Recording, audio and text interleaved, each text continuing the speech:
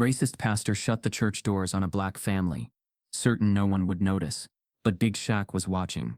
What began as quiet discrimination turned into a storm that shook Langston Heights to its core. The town tried to hide behind faith and facades, but Big Shaq came armed with truth, and Langley's mask was about to shatter. Before we deep dive into this interesting story, subscribe to our channel, and tell us where are you watching from. Share in the comments below. The morning light was almost too perfect. Sunlight glinting off polished windows, birds chirping softly among the oak trees, lining the wealthy streets of Langston Heights. St. Harlan's Church, with its flawless white steeple and immaculate gardens, looked like a magazine cover. Inside his sleek black Escalade, Shaquille O'Neal, Big Shaq to the world, adjusted his sunglasses and exhaled, hoping for a calm Sunday of prayer, a rare quiet moment in his busy life. He wasn't here for attention, just reflection. But as he eased the car into a parking space near the entrance, something caught his eye. His gaze, sharp even behind dark lenses, fixed on the front steps. There, near the heavy oak doors, stood a family, a black couple and their young daughter, no more than 8. They were dressed carefully, the little girl's hair neatly braided, her white shoes shining. Yet they stood frozen, uncertain as though an invisible barrier held them back. Shaq's eyes flicked to the man blocking the doorway. Pastor Warren Langley, tall, trim, dressed in a crisp navy suit. Langley's arms were folded tightly, his posture unyielding, his expression set. Shaq couldn't hear the words, but he didn't need to. He knew that stance, that tight-lipped coldness, the way Langley tilted his head just slightly downward while speaking. A man delivering polite rejection, laced with unspoken judgment. Shaq felt a twinge of discomfort coil in his stomach. This wasn't right. The family's body language told the story. The mother, slender and graceful, shifted her weight, gripping her daughter's small hand a little tighter, her lips pressed into a thin line. The father, tall with broad shoulders, stood stiffly, his jaw tight, his hands twitching slightly at his sides, as though he was fighting the urge to speak up. The girl peeked up at her parents, her face crumpling in confusion. Langley's mouth curved into something like a smile, but there was no warmth in it. Shaq watched as the pastor shook his head softly, gesturing vaguely toward the street. A subtle dismissal. Shaq recognized the coded language even without hearing it. Sorry, we're full today, maybe next time. This isn't really your place. Shaq's fists tightened on the steering wheel. He hadn't expected this. Not here, not today. Langston Heights was supposed to be one of the better towns. Progressive, outwardly welcoming, a place where the ugly stains of racism were supposed to be relics of the past. And yet here it was, playing out in broad daylight. No shouting, no violence, just quiet exclusion. He thought of his mother, Lucille, and the stories she used to tell him as a child, the small cutting humiliations she endured in her youth, the careful dignity she taught him to carry. He thought of the years he'd spent rising to stardom, the crowds that cheered him, the people who wanted to stand beside him for the cameras, and how many of those same people would turn away from a black family without fame or fortune. The family turned slowly, heads bowed, and began walking back down the steps. Shaq's chest tightened. Something inside him ached to leap out, to call to them, to confront the pastor, to pull the mask off this pristine town. But he knew better. Not yet. There was power in watching, in seeing what others didn't know you saw. He pulled out his phone, angling it carefully to record a short clip. The pastor's stiff posture, the departing family, the laughing white parishioners flowing freely past them into the church without a second glance. He wasn't going to post it online, not yet. But he needed it. He needed the truth to be captured, even if only for himself. The weight of celebrity pressed on him, like a second skin. He couldn't move through this town unseen. But today, sitting quietly in his car, he was invisible. He was witnessing what few people expected Big Shaq, the millionaire athlete and entertainer, to notice. He watched as the family reached their car, an old blue sedan, clean but worn, its back bumper slightly dented. The father opened the door for his wife and daughter, pausing for a second, his eyes scanning the church, his shoulders heavy. Then they slipped inside, and the car pulled away slowly, leaving only a faint shimmer of sadness in its wake. Shaq exhaled slowly, his jaw tight. He stayed in the car a while longer, watching the flow of white faces, the cheerful laughter, the hearty handshakes, the practiced warmth of a community that believed itself righteous and inclusive. as long as everyone fit the mold. He could feel the weight of the moment pressing down on him, not just as a celebrity, or as a man, but as a witness. He knew one thing with bone-deep certainty. Walking away was not an option. Not today. He turned the key in the ignition. The quiet rumble of the engine matching the storm beginning to brew in his chest. He had come here for peace, for a break from the relentless demands of fame. But peace, he realized, couldn't exist where injustice stood unchallenged. As he pulled out of the lot, he glanced once more at the church, its steeple piercing the flawless blue sky, its white paint gleaming in the sun like polished bone. It was beautiful, yes, but the cracks ran deep, and Shaq had seen them now. And once you see the cracks, you can never unsee them. Driving through the streets of Langston Heights, Shaq's mind raced ahead. This wasn't just about that one family, though they were the spark. It was about the town, the systems, the carefully constructed image that allowed men like Pastor Langley to hold power without question. Shaq wasn't a politician. He wasn't a preacher. But he was a man with a platform, a voice, and a deep, burning sense of justice. A sense inherited from his mother, shaped by his years in the public eye, and sharpened by the countless quiet injustices he'd witnessed over the years. As he merged onto the main road, his phone buzzed softly with notifications. Fans, friends, business contacts. But Shaq's mind was elsewhere. He knew that exposing the truth would take more than a viral clip or a fiery speech. It would take patience, precision, and the courage to stand firm when the backlash came. Because it would come. He gripped the steering wheel, feeling the tension in his shoulders, the rising determination in his chest. This wasn't the Sunday he'd planned, but maybe it was the Sunday he needed. And deep down, Shaquille O'Neal knew. Sometimes God doesn't call you to sit quietly in the pews. Sometimes God calls you to stand in the doorway and refuse to look away. The road stretched ahead, sunlit and shimmering. Big Shaq smiled grimly, eyes fixed on the horizon. The fight was just beginning. Pastor Warren Langley's polished shoes gleamed as he shifted slightly on the stone steps of St. Harlan's, his crisp navy suit cutting a clean figure against the backdrop of the white-paneled church. His hands were steepled loosely, fingers gently tapping as he leaned forward just enough to seem polite, but not a fraction more. His voice, honeyed but sharp at the edges, drifted through the warm morning air. "I'm sorry we don't have room today. Maybe try somewhere else." The words were soft, but they carried a weight that landed hard on the black family standing before him. The mother, whose name Shaq would later learn was Janelle, flinched almost imperceptibly, her arm tightening protectively around her daughter. The little girl, Brielle, blinked up at the towering man in the suit, confused, her tiny fingers squeezing her mother's hand tighter. Robert, the father, tall and broad-shouldered, shifted his weight, jaw set, lips pressing together in a line that masked the anger rippling beneath the surface.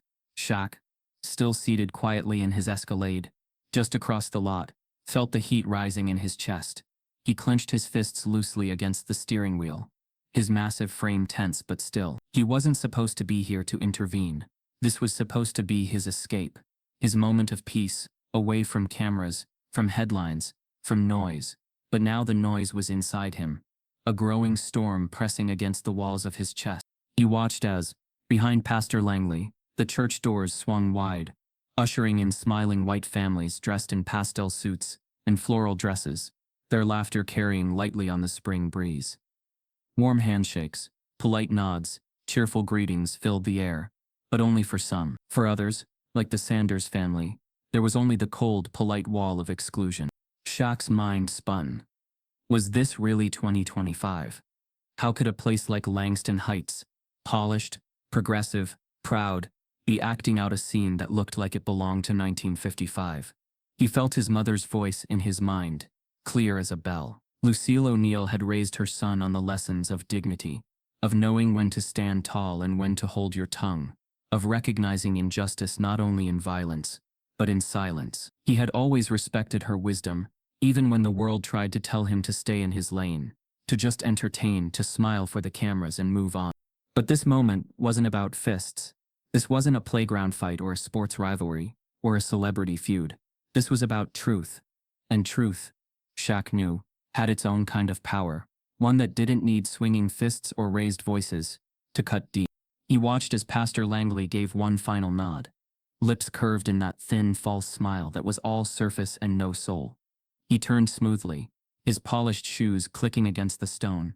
As he rejoined the welcoming flow of parishioners inside, the Sanders family remained frozen for a moment, their bodies tense, their faces tight with the weight of being seen yet unseen, of being present yet dismissed. Finally, Robert turned, his arm protectively circling his wife and daughter, as they slowly made their way back down the steps. Shaq's chest ached, watching them go. He could feel the conflict tugging at him, the urge to leap out, to stop them, to call out to Langley, to break the perfect image of this morning wide open. But he forced himself to stay still, to breathe, to think. This wasn't a battle won in moments of heat. This was a war of layers, of unraveling facades, of exposing what was hidden behind the cold smiles and smooth surfaces. Shaq took a slow breath, feeling the weight of his responsibilities settle over him. As much as people saw him as a giant, a force, a public figure, they often underestimated just how much thought he put into each move. His size made people assume he solved problems by force, but Shaq had learned long ago that the most enduring victories came from strategy, from patience, from seeing the long game.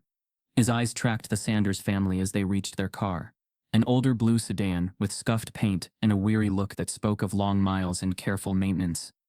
Robert opened the door for Janelle and Brielle, his movements slow, shoulders heavy. Shaq felt a pang in his chest, not just of anger, but of recognition.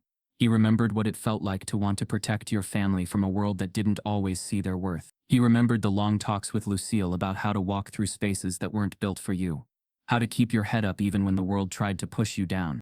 As the blue sedan pulled out of the lot and disappeared down the street, Shaq sat back, his mind racing. He knew this couldn't be left alone, but he also knew he couldn't just storm in, throw accusations, or blast the story out to the media without understanding the full picture. That wasn't how change happened, not lasting change anyway. He pulled out his phone, not to record again, but to jot down notes. Details mattered. Who had been present, what was said, how the scene played out. All of it mattered. He wasn't just a bystander here, he was a witness, and witnesses had responsibilities. Shaq's mind flicked to the community. Langston Heights prided itself on being a beacon of progress, a model for neighboring towns, a place where diversity was celebrated, at least on paper. But what happened when you scratched the surface? How many other families like the Sanders had been quietly turned away, dismissed, or made to feel unwelcome? How many people had walked away silently, too tired or too cautious to fight? He knew he had a platform, one that reached far beyond this little town, but he also knew that platform came with risks. If he spoke up, the backlash would be swift. People would accuse him of stirring up trouble, of misunderstanding, of overreacting. They always did. But Shaq had never been the kind of man to back down when he knew he was right. He started the engine, the low hum filling the quiet interior of the Escalade. As he pulled onto the road, he caught one last glimpse of St. Herland's in his rearview mirror. The pristine white steeple, the neat rows of cars, the well-dressed crowd flowing inside without a care. It was a picture of perfection, but Shaq knew better now. He had seen the cracks, and once you see the cracks, you can't pretend they aren't there. As he drove, Shaq's thoughts turned to his next steps. He wouldn't rush. He wouldn't let anger cloud his judgment. But he also wouldn't stay silent. There were ways to shine light on injustice without throwing punches, without turning the fight into a spectacle. He had learned that from Lucille too. He took a steady breath, his massive hands gripping the wheel with quiet resolve. The road stretched ahead, long and sunlit, but Shaq knew the real journey was just beginning. This wasn't just about one family or one pastor. It was about the systems, the assumptions, the quiet, cold smiles that told people they didn't belong. Shaq had faced giants on the court. He'd faced critics, doubters, rivals. But this was different. This was about standing up, not as a celebrity, but as a man who refused to look away when dignity was denied. The storm in his chest settled into a steady burn, fierce and clear. Shaquille O'Neal knew exactly who he was. And now, so would Langston Heights. Shaq sat in the driver's seat, the engine off, his big hands resting on the steering wheel, as his eyes tracked the family across the lot. The blue sedan crept away, its tires crunching softly over the gravel, the weight of humiliation heavy enough to make the vehicle seem slower than it was. Shaq's chest tightened, a knot forming just under his sternum as the pastor turned back toward the church doors, his shoulders relaxing, his lips curling into a small, satisfied nod. That nod was what did it. That quiet, private signal to himself that the matter was handled, that the church remained untouched, that everything was back in order. Shaq's jaw clenched, his molars grinding as the scene unfolded exactly the way the pastor wanted it to. Silently, invisibly, efficiently. Shaq reached for his phone, sliding it carefully from the center console. His massive thumb hovered over the record button, and for a second he hesitated. He wasn't here to start a media storm.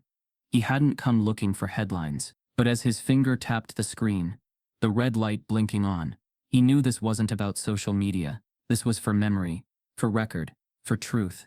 He needed to capture the reality that no one else seemed to notice or wanted to admit. The camera panned across the steps, across the polished doors, and the pastor's controlled posture, capturing not just the faces, but the atmosphere, the quiet segregation wrapped in politeness. The community saw Pastor Warren Langley as a pillar of morality, a man of faith, a shepherd of his flock. Shaq had heard the way people spoke about Langley, respected, beloved, a moral compass for Langston Heights. But what Shaq had just witnessed was something else entirely, something layered beneath the surface. Not overt hatred, not raised voices or slurs, but the colder, subtler prejudice that dressed itself in propriety and righteousness. Shaq pulled the camera away, staring at the recorded image as if to confirm that what he saw had really happened. He leaned back in the seat, his frame filling the interior, his breath slow and deliberate. He wasn't the kind of man to jump into things without thinking. Years in the public eye had taught him the price of impulsiveness. But this moment, this crack in the town's perfect image would not be left alone. Once you see the crack, you can't unsee it. He didn't need to storm the pulpit or cause a scene outside the church. That wasn't his way. Shaq understood power. He understood that the most effective kind of disruption wasn't always loud or obvious. Sometimes the strongest blow was the one delivered with precision. At the right moment, when the target least expected it. He wouldn't confront Langley head-on. Not yet. No, this would require something more calculated. Exposure. Shaq's mind began assembling pieces, almost instinctively, like fitting a puzzle together. He knew Langston Heights' public image was its pride and armor. It was a place that showcased itself as a model of progress, where diversity was printed on the brochures and touted in the mayor's speeches. But when it came to the daily realities, who was truly welcomed, who was quietly turned away, the mask slipped. Shaq's strategy wasn't just about calling out a single man. It was about showing the town its own reflection.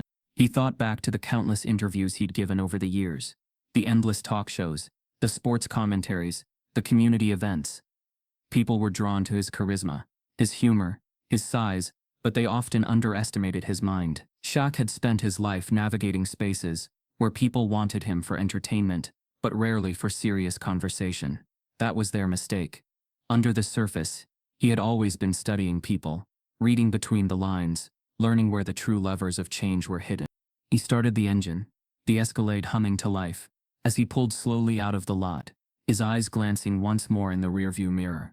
The church loomed behind him, its steeple shining in the midday sun, its pristine facade looking untouched. But Shaq knew better now. He'd seen what lay beneath, and the knowledge settled over him like armor. Driving through the streets of Langston Heights, he let the plan take shape. First, gather the facts. Who were the Sanders family? What was their story? Had this happened to others? Second, document the patterns, not just the incident. The power of one moment was amplified when connected to a larger truth. Third, find the right pressure point, the place where exposure would create not just outrage, but reflection and accountability. Shaq wasn't naive.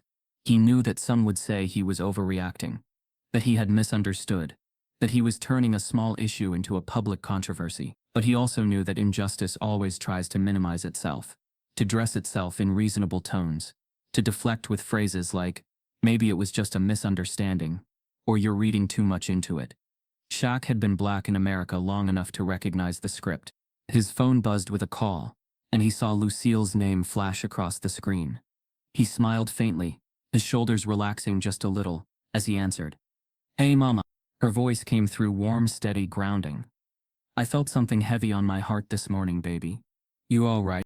Shaq's throat tightened slightly. He didn't give her the full story. Not yet. But he told her enough. Lucille listened, her breath slow and calm, and when he finished, she said the words he needed to hear. Don't let the world make you hard, baby, but don't you dare let it make you blind, either. Shaq nodded silently, even though she couldn't see him. He promised her he'd stay thoughtful, stay focused. She reminded him that his strength was never just in his body. It was in his heart, his mind, his sense of justice. As they hung up, Shaq felt a renewed clarity settle over him. He wasn't alone in this. He had people who believed in him, people who had shaped him into the man he was. He owed it to them, and to the Sanders family, and to every family like theirs, to handle this with care. He pulled into a small cafe on the quieter side of town, the kind of place where locals gathered over coffee and conversation. He sat by the window, ordering a black coffee, watching the town move around him. He observed the smiles, the casual interactions, the easy camaraderie that filled the streets. But now, every smile, every handshake, every nod was layered with deeper questions. Shaq opened his notebook, his large hand moving carefully over the page, as he jotted down names, thoughts, questions. He thought about allies, people inside the church who might have seen, who might quietly agree, but had been too afraid to speak. He thought about local journalists, about the town's social networks, about the small but powerful ways stories spread when they were rooted in undeniable truth. This was the start, and Shaq knew the journey ahead would not be simple. But complexity had never scared him. He had faced bigger opponents, harder fights. What mattered was keeping his purpose clear, his intentions pure, and his strategy sharp. As the sun dipped lower, casting long shadows across the cafe walls, Shaq leaned back in his chair, the faintest smile tugging at the corners of his mouth. Langston Heights didn't know it yet, but Big Shaq was watching, not for revenge, not for spectacle, but for justice. And once a man like Shaq sees the cracks, the only question left is how hard to press. The afternoon sun stretched long golden arms across the streets of Langston Heights, warming the brick facades and polished storefront windows that lined the main square. Shaq stepped out of his Escalade, sunglasses shielding his eyes from the shimmer of light dancing on every carefully maintained surface. The town was exactly the kind of place that made magazine covers, flower baskets hanging from every lamppost, freshly painted benches, little cafes bustling with friendly chatter, and families strolling along the sidewalks with ice cream cones and shopping bags. At first glance, it looked like the embodiment of the American dream, safe, prosperous, welcoming. But Shaq knew better. As he walked the streets, his massive frame drawing attention without effort, heads turned. People smiled wide, waved eagerly, some calling out his name like they'd been waiting their whole lives to run into him. A woman pushing a stroller offered him a coffee on the house from the cafe she owned. A group of teenage boys rushed over for selfies, laughing and jostling each other as they scrambled to fit into the frame. Shaq gave them his usual warm grin, towering over them as he bent slightly for the photos, his deep voice rumbling with practiced ease as he cracked a few playful jokes. But beneath the surface, he felt the weight of it, the weight of being the exception. They loved him because he was Shaquille O'Neal. Because he was Big Shaq, the celebrity, the icon, the harmless giant they saw on TV. He was welcome here, not because the town truly welcomed blackness, but because his fame carved out an exception for him, insulated him from the cold calculations that applied to people like the Sanders family. He saw it in the way people looked at him, admiration mixed with novelty, curiosity, even amusement. But he wondered, bitterly, if they would have smiled the same way had he been just another tall black man, unknown, uncelebrated, standing in their perfect square.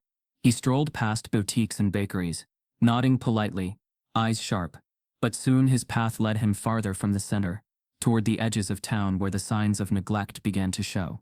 Here the sidewalks cracked unevenly, the paint peeled from fences, and the small houses sat crowded together, their yards cramped and patchy. He passed a group of Latino kids kicking a battered soccer ball, their laughter ringing out bright and free.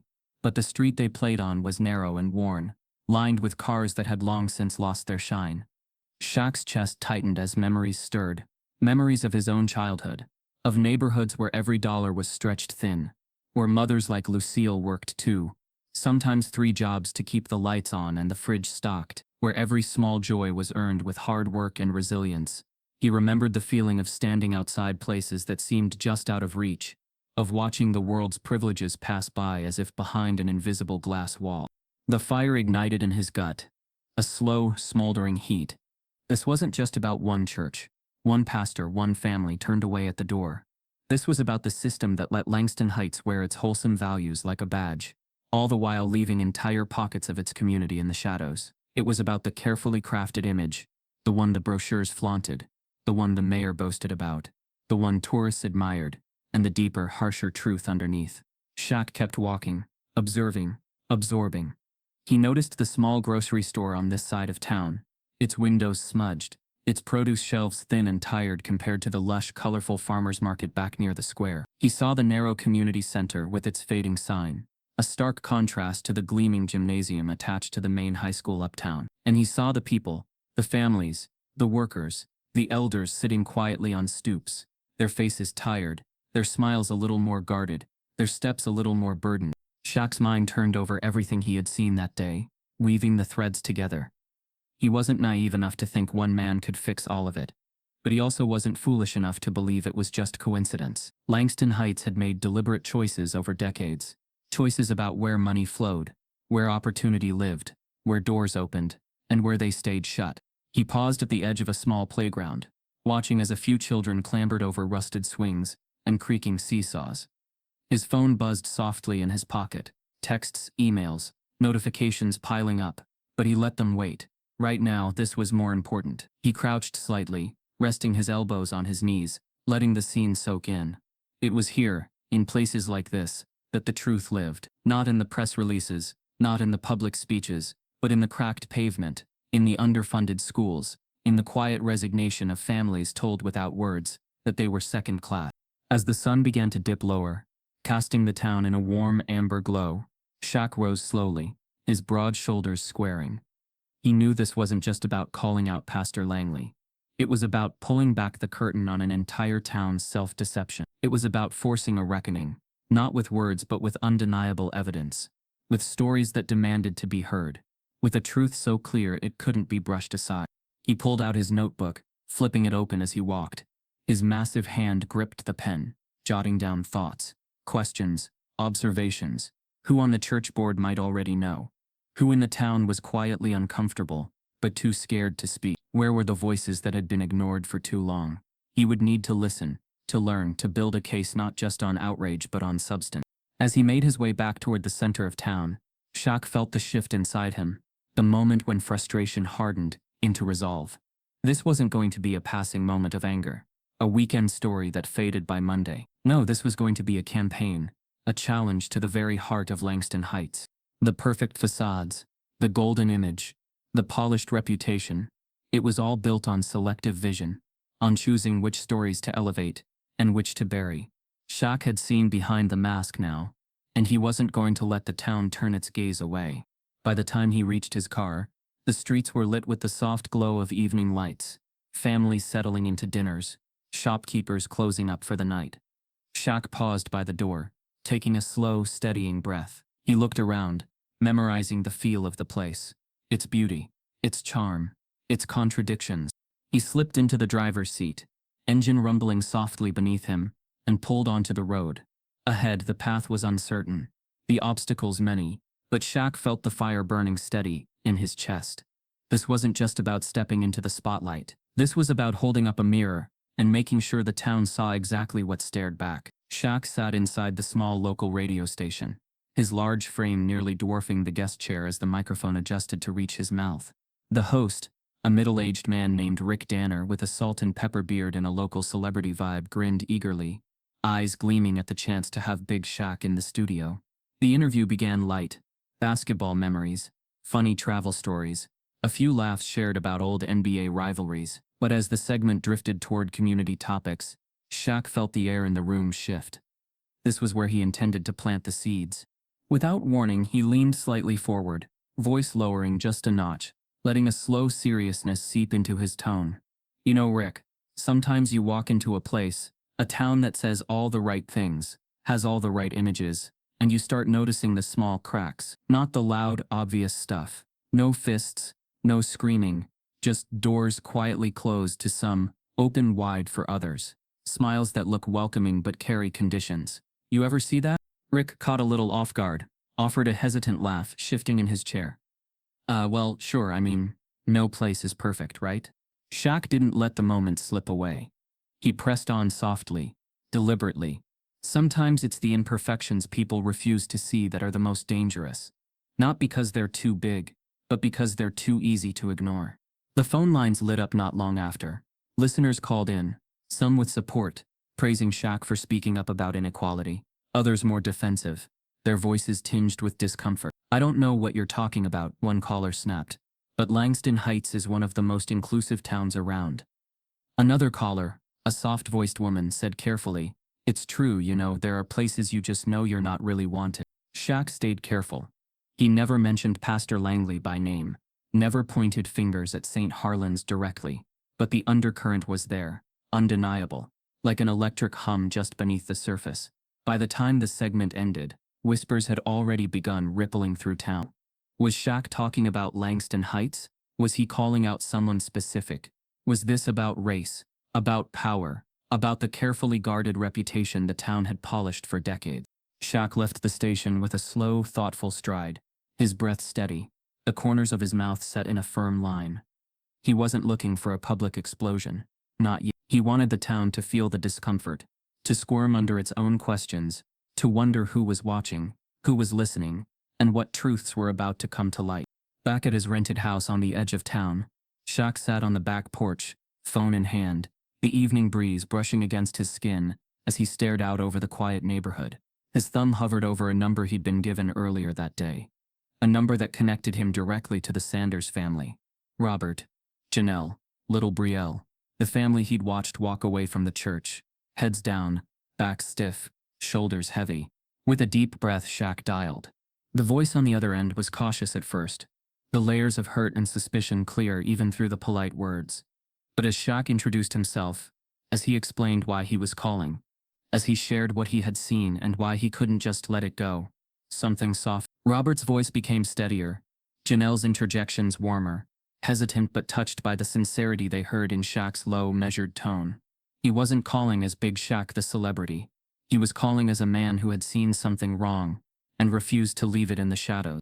They spoke for over an hour, peeling back layers not just of that morning but of years living in Langston Heights.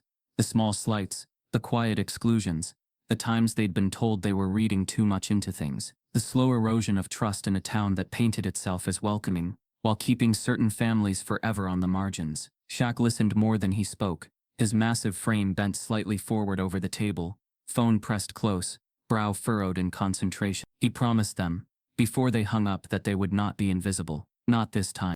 The next few days were a swirl of tension. Shaq could feel the unease thickening in the air. Shopkeepers glanced at him a little longer, their smiles a touch more forced. People on the street greeted him warmly, but their eyes darted away faster. The radio appearance had hit its mark. It had stirred the pot just enough to send a ripple of questions through the carefully curated calm of Langston Heights. And Shaq knew that ripple would soon become a wave. At night, he lay awake staring at the ceiling, mind spinning with strategies. How to push forward without triggering the town's defenses too soon. How to build a coalition of voices, of witnesses, of stories that would force the truth into the open. He knew he couldn't do it alone, but he also knew he couldn't wait too long. Momentum was a fragile thing. He had to act while the town was still whispering, still wondering, still listening. He began quietly reaching out to community leaders, to church members who might be sympathetic, to local journalists who prided themselves on integrity. He didn't throw accusations. He asked questions. He offered observations. He invited conversation. His name opened doors, but it was his sincerity, his steady moral clarity, that began drawing people closer. Shaq wasn't just a celebrity dropping in for a headline. He was a man deeply invested in seeing justice done. Through it all, he kept circling back to the Sanders family. He called again, met them for coffee at a small, out-of-the-way cafe, listened as they shared more of their story, more of their weariness, more of their quiet hope. Little Brielle, shy at first, eventually offered him a small smile, her tiny hand slipping briefly into his massive one, as they stood outside after the meeting. Shaq felt the fire inside him burn hotter, clearer. This wasn't just about a town's image. This was about people's lives, about dignity, about belonging. By the end of the week, Langston Heights was buzzing. No names had been named. No formal accusations had been made. But the whispers had become impossible to ignore. The tension was building. The stage was being set. And Shaq could feel it. The weight of the truth pressing closer to the surface, ready to break through. And in the quiet moments, when he stood alone at night, gazing out over the sleeping town, Shaq knew one thing with unshakable certainty. They weren't ready for what was coming. But he was. The polished heart of Langston Heights was buzzing, and the buzz was no longer the pleasant hum of small-town charm.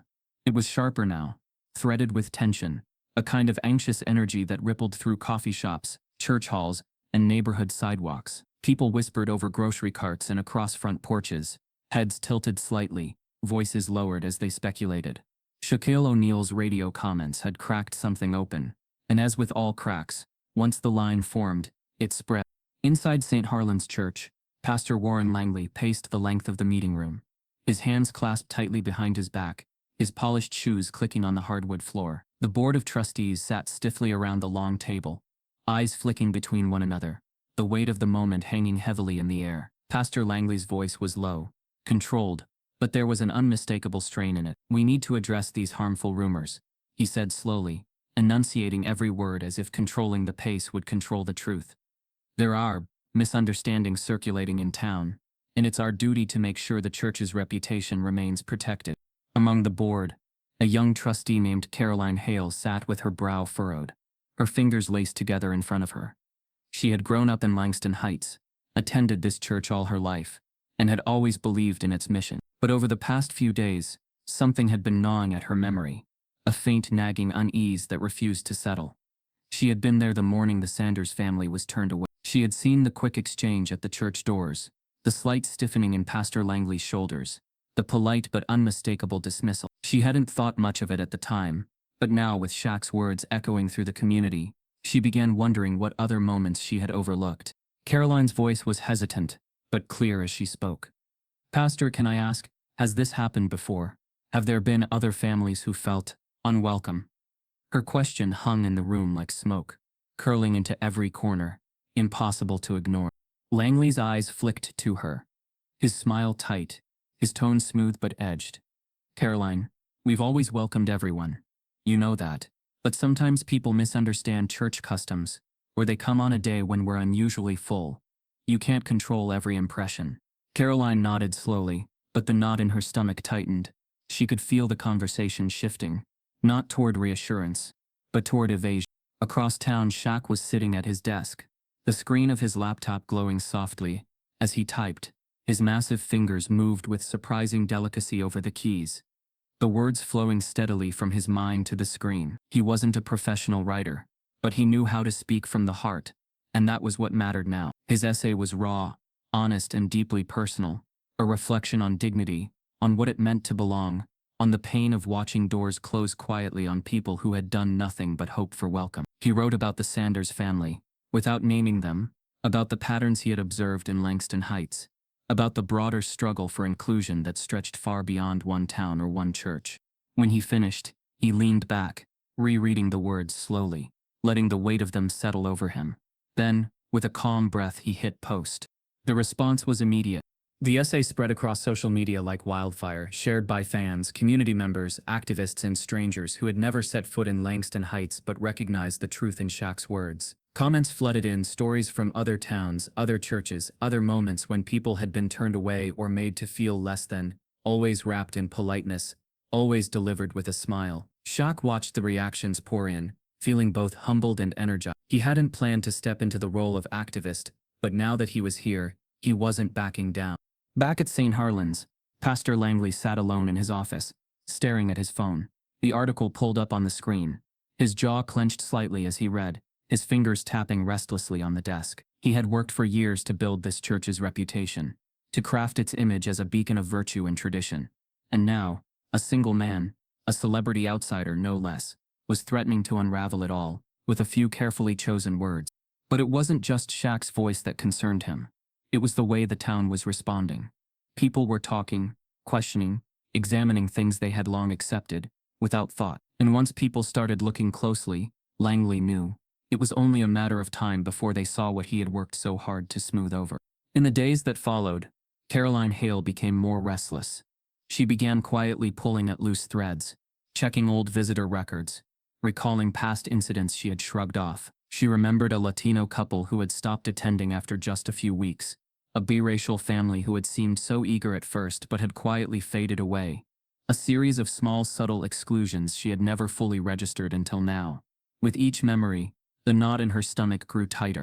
She found herself reaching out to others in the congregation, asking careful probing questions, and though many offered the usual reassurances, a few lowered their voices, glanced around nervously, and admitted they too had noticed things they hadn't wanted to see too clearly, but which now loomed larger in the light of Shaq's public challenge. Meanwhile, Shaq kept his focus sharp. He wasn't here to play a short game. He was here to peel back layers, to make it impossible for the town to look away. He continued speaking in interviews, writing posts, and quietly building connections behind the scenes. He knew the backlash would come. He could already feel the edge in some of the comments. The accusations of stirring up trouble, the defensive claims that he was misunderstanding local culture. But he was ready. He had faced bigger storms before.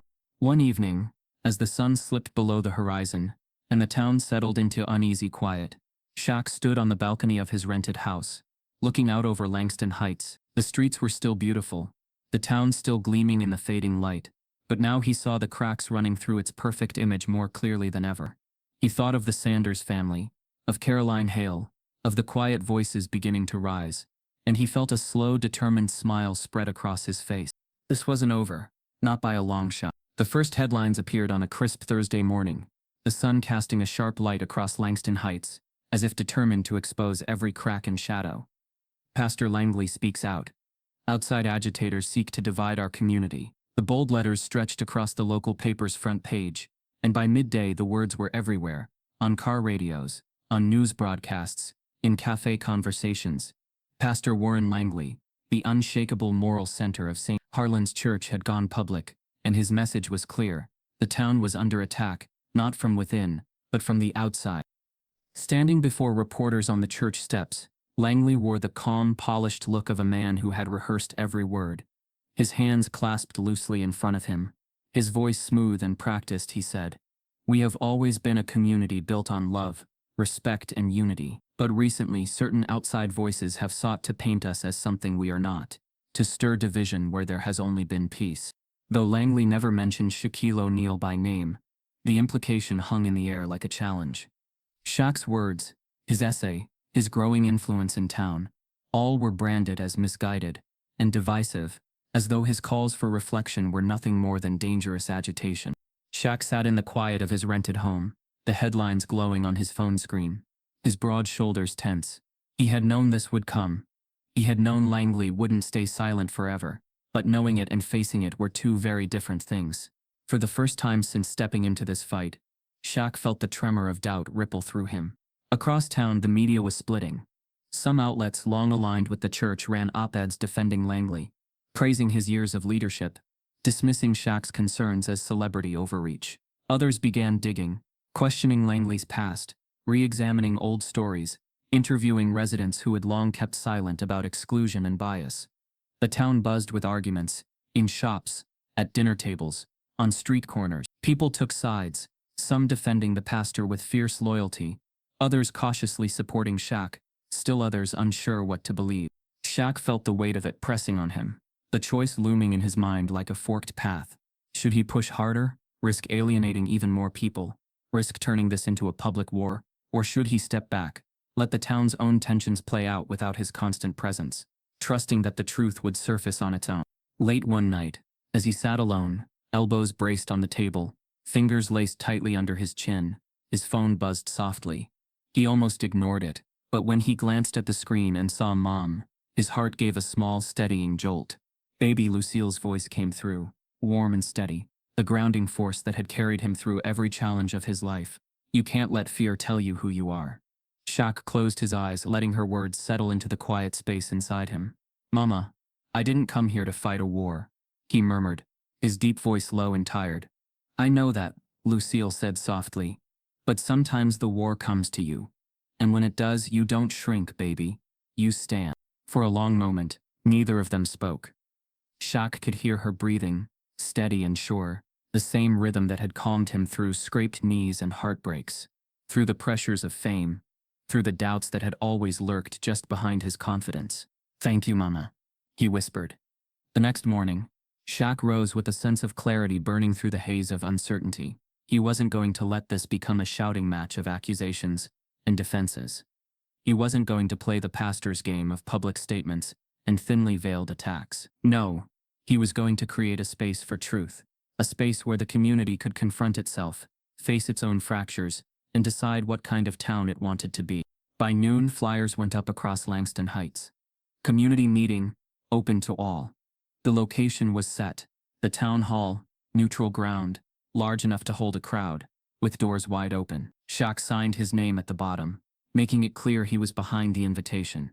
But he crafted the message carefully. Not an attack, not a protest, not a rally, a conversation, an honest reckoning. The days leading up to the meeting crackled with tension. Shaq heard the whispers, saw the way people looked at him in the streets, felt the currents of nervous energy running through the town. Supporters stopped him to say, "Thank you for standing up." Skeptics muttered under their breath about outsiders stirring up trouble. Some avoided him altogether, crossing the street, ducking into shops, pretending not to see the towering figure walking calmly through their town. Shaq felt the stakes rising with every passing hour. This was no longer about one family turned away at one church door. This was about the soul of Langston Heights, about whether it would face its own reflection or flinch away. On the night of the meeting, the town hall glowed with soft light, its large front doors propped open, a steady stream of residents flowing inside. Shaq stood quietly near the back at first, watching as the seats filled. Church members, local officials, small business owners, parent young people, elderly residents, black, white, Latino, all of them drawn here by the same urgent pull. Something was cracking open, and they needed to see where it would lead. Pastor Langley arrived late, sweeping in with his usual calm authority, his supporters clustering near him. Shaq felt the pastor's eyes brush over him, cool and assessing, before turning to greet his allies with measured smiles. As Shaq stepped forward to the front of the room, the crowd hushed. He wasn't a politician. He wasn't a preacher. He wasn't here to lecture or to lead chants. He was here because he had seen something, and he refused to pretend he hadn't. Taking a slow breath, he looked out over the crowd, his deep voice carrying across the room without strain. "I came to Langston Heights looking for peace, for quiet, for a break from the noise of the world. But what I found was a town at a crossroads. I'm not here to tell you who you are. I'm here to ask you, who do you want to be?" The room was silent, the tension thick, the weight of the moment undeniable. And as Shaq stood there, steady and unshaken, he knew this was the place he was meant to be. Not just as Big Shaq, the public figure, but as Shaquille O'Neal, a man who had chosen to stand when it mattered most. The town hall pulsed with a heavy, almost electric tension as people crowded in, shoulders brushing, murmurs rippling like a current through the rows of chairs. Shaq stood near the back at first, his massive frame calm but coiled, his eyes sweeping the room. He saw the faces, familiar ones, new ones, young, old, hopeful, angry, nervous. They had come because something inside them wouldn't let them stay home tonight. They had come because for the first time in a long while, Langston Heights was being forced to look at itself. At the front of the room, Caroline Hale rose slowly, her hands trembling slightly as she clutched a folder. She wasn't used to standing before crowds, wasn't used to speaking where her voice carried this far. But tonight she had chosen to stand. She cleared her throat, eyes flicking to Shaq briefly before settling on the anxious crowd. "I've been on the church board for 5 years, Caroline began, her voice soft but steady. "And I wanted to believe, that we were a place of welcome, of fairness. But as the days passed after Mr. O'Neal spoke up, I started looking closer. I pulled old records, visitor logs, notes from board meetings, emails." She held up the folder slightly, "And what I found," she swallowed, her voice tightening, "what I found was a pattern, a quiet, careful, deliberate pattern of exclusion. Families turned away, discouraged from joining, quietly made to feel they didn't belong, not because of space, not because of resources, but because they didn't fit the image someone thought this church should protect." A stir swept the room.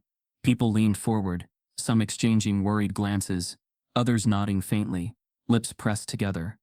Caroline's cheeks flushed, but she held her ground. She had decided that tonight, she would not be one of the silent ones. Shaq stepped forward next, his massive presence drawing every eye. He walked slowly to the front, hands resting calmly at his sides. No microphone needed, his deep voice filled the space easily.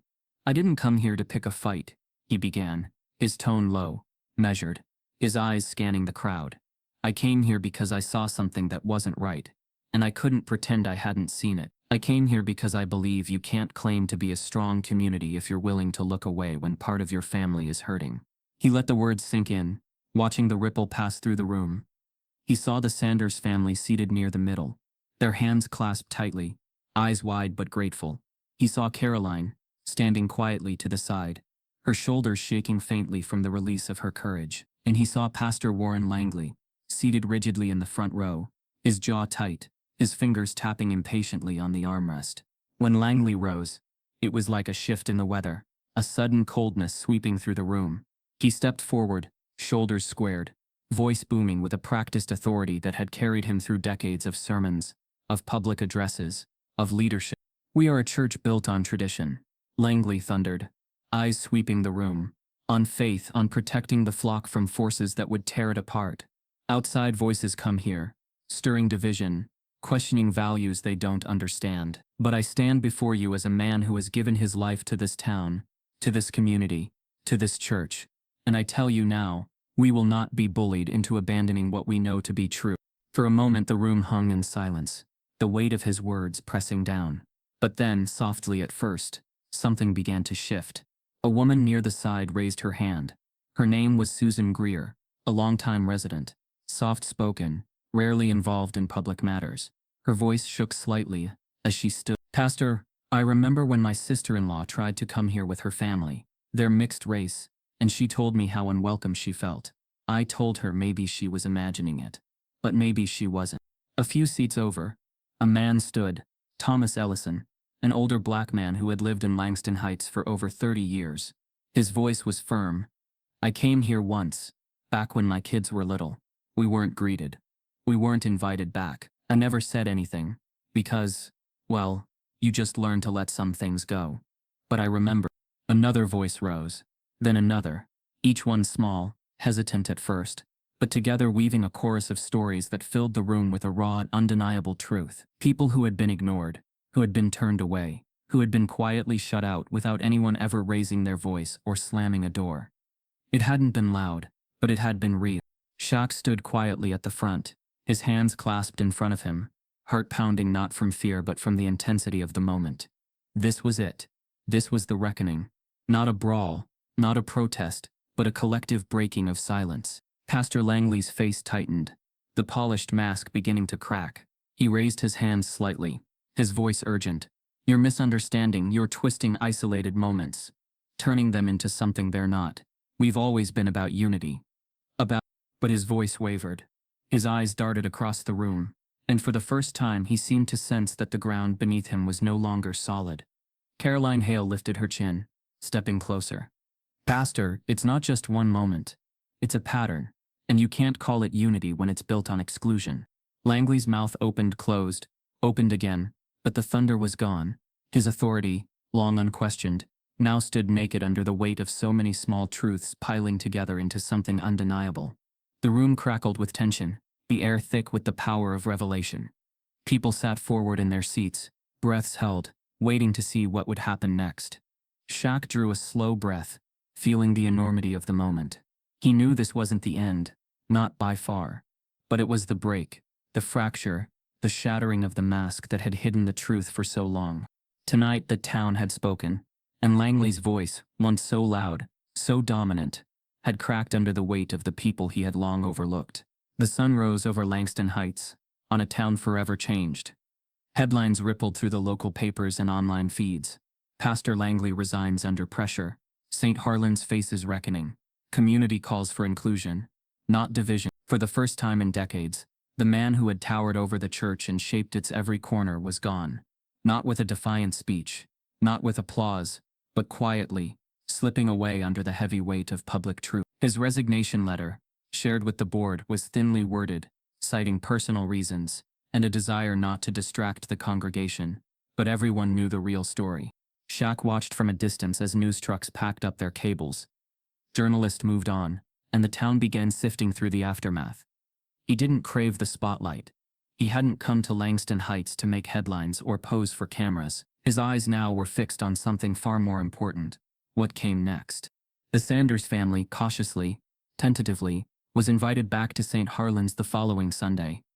Shaq sat quietly in the back pew, his tall figure blending as best it could, watching as Robert and Janelle Sanders walked slowly through the front doors, holding little Brielle's hands. The room was filled with careful smiles, polite greetings, gestures meant to reassure, but Shaq could see the hesitation in the Sanders' eyes, the way Robert's shoulders stayed tight, the way Janelle kept glancing at her daughter as if ready to shield her from another wound.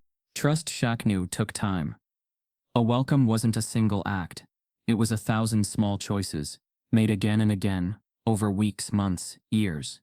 He admired the courage it took for the Sanders family to step back into that space, to risk believing that change was possible. And he knew his role wasn't to stand at the front, to claim victory, or to act the savior. His role was to keep steady, to keep supporting from the edges, to make sure the momentum didn't fade when the headlines did. That week, Shaq worked with Caroline Hale to establish a community fund.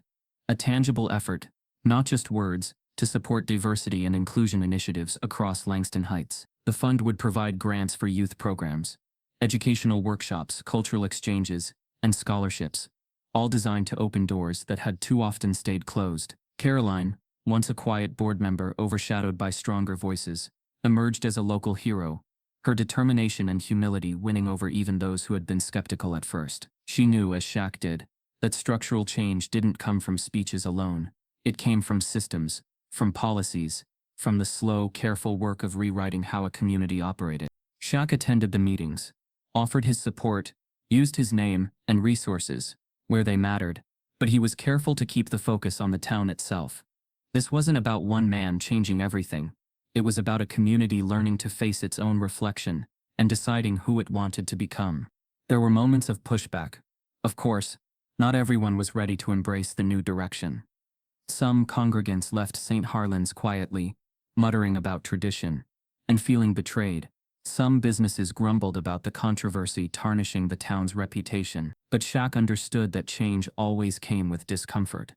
Growth, he knew, wasn't about keeping everyone happy. It was about choosing what was right over what was easy. One afternoon, as Shaq drove slowly past the church, he caught sight of something that made him ease the car to a stop. In the churchyard, children were playing, white, black, Latino, laughing together as they chased a ball across the grass, their voices high and carefree. Parents stood nearby, chatting softly, a few casting glances toward the building, as if still adjusting to the weight of the past weeks. Shaq sat back in his seat, watching the scene with a quiet, reflective smile. It was small, maybe even fragile, but it was real. This was what he had fought for. Not a public spectacle, not a headline, but a moment where the next generation could play side by side without knowing the weight of the walls that had once stood between them. His phone buzzed gently on the passenger seat, a text from Lucille, checking in, reminding him to take care of himself. Shaq smiled, thumbed a quick reply, and let his thoughts drift. He knew that in the eyes of the public, he was a giant, a figure of strength and charisma. But inside he felt the same simple truth he'd always known, that standing up for justice wasn't about being the biggest voice in the room. It was about refusing to look away when something was wrong, about using whatever platform you had to amplify the voices that needed to be heard. He thought about Robert and Janelle, about Caroline, about the children in the yard, about the families who had long felt invisible. He thought about the cracks that had been exposed, the masks that had been lifted, the questions that would still need answering in the months ahead. He knew the work wasn't done. It would never truly be done. But for the first time in a long while, Langston Heights had taken a step forward. And sometimes, Shaq knew, one small, real step was more powerful than 1,000 empty gestures. He shifted the car into gear, the engine purring softly as he pulled back onto the road. The sun was dipping low, casting long shadows across the town, painting everything in a golden glow. As Shaq drove, his mind settled not on victory, not on vindication, but on the quiet, steady promise of keeping the work alive. He wasn't here to save the town. He was here to remind it that it could save itself if only it chose to. The evening sun sank slowly behind the Georgia hills, painting the sky in streaks of deep orange and dusky lavender, as Shaq pulled his Escalade into the familiar driveway. The house stood just as it always had, Lucille O'Neill's small but proud home, its white siding freshly washed, its porch light already flickering on as the daylight faded. Shaq stepped out, his towering frame casting a long shadow across the grass, and took a deep breath of the warm southern air. Lucille sat in her rocking chair on the front porch, a glass of sweet tea resting on the small table beside her. Her eyes crinkled with a knowing smile as she watched her son approach, his shoulders just a little heavier than the last time she'd seen him, the kind of weight that didn't come from physical strain but from something deeper, the weight of having stood up when it mattered. "Hey mama," Shaq rumbled, his deep voice soft as he leaned down to kiss her cheek. Lucille patted his arm with a firm, loving touch.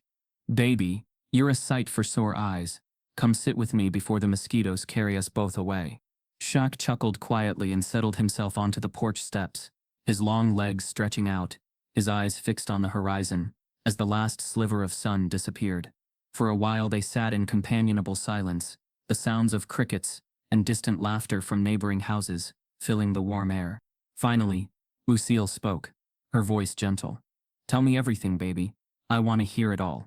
Shaq let the words come slowly, thoughtfully, recounting the past few months in Langston Heights, the town's reckoning, the pastor's fall, the hesitant but real steps toward inclusion, the community fund, Caroline Hale's steady rise as a local leader. He spoke of the Sanders family, their quiet courage, their cautious return to St. Harlan's, and of the children he'd seen playing together in the churchyard, their laughter like a promise of something better. When Shaq finally fell quiet, exhaling a slow breath, Lucille reached out, resting her hand lightly on his broad shoulder. "I'm proud of you, baby," she said softly, "but you know something." Shaq turned his head slightly, a faint smile tugging at the corners of his mouth. "What's that, mama?" Lucille's eyes held his, calm and unwavering. "The work never ends." The words settled between them, neither heavy nor bitter, but true, a truth Lucille had carried all her life, and one she knew her son was now learning in his own way. Shaq nodded slowly, his gaze drifting back out to the horizon. He understood. This wasn't a story with a neat ending, a clean victory. This was a long road, a lifelong commitment, a fight that would stretch far beyond Langston Heights, far beyond any one man or moment. It was the fight against the small creeping ways people were pushed aside, the subtle forces that whispered "not you" to those who dared hope for belonging. He thought about the applause he'd received, the praise that had followed his stand, and how easy it would be to stop there, to call it enough. But Lucille's voice reminded him, as it always had, that true strength wasn't measured in headlines or applause. It was measured in endurance, in the willingness to keep showing up, day after day, even when the crowd moved on. As the night deepened, Lucille stood slowly, her joints creaking softly as she gathered her glass. "You hungry, baby? I've got some leftovers inside." Shaq smiled, rising with ease, and wrapping his arm gently around his mother's shoulders. "I'm always hungry, mama." They moved inside together, the soft glow of the kitchen light wrapping them in its warmth. Over dinner they laughed, reminisced, shared old stories. But underneath it all, Shaq felt the steady hum of purpose inside him, the quiet drumbeat of a journey that had only just begun. Later that night, after Lucille had gone to bed, Shaq stepped out onto the porch once more, standing alone beneath the stars. He looked up at the vast quiet sky, his chest rising and falling in a slow, thoughtful rhythm. He thought of the people still fighting in towns like Langston Heights, in cities across the country, in places where exclusion hid behind polite smiles and carefully drawn lines. He thought of the kids growing up, learning what doors were open to them and which stayed closed, and how much work it would take to change that. Shaq knew he wouldn't fix it all. He knew the world was bigger, messier, more stubborn than any one man could shift. But he also knew that standing up mattered, that one voice could spark another, and another, and another, until the echoes reached farther than he could imagine. As the wind stirred softly through the trees, Shaq closed his eyes, feeling the quiet resolve settle deeper into his bones. This was his path. This was his purpose. And in the stillness of the night, Big Shaq made himself a promise. He would keep going. Always. For as long as it took. If this story stirred something in you, don't let it fade when the screen goes dark. Ask yourself, where are the quiet cracks in your community? Who's being left out, unseen, unheard, and what can you do about it? Change doesn't wait for permission. It begins when ordinary people decide to stand.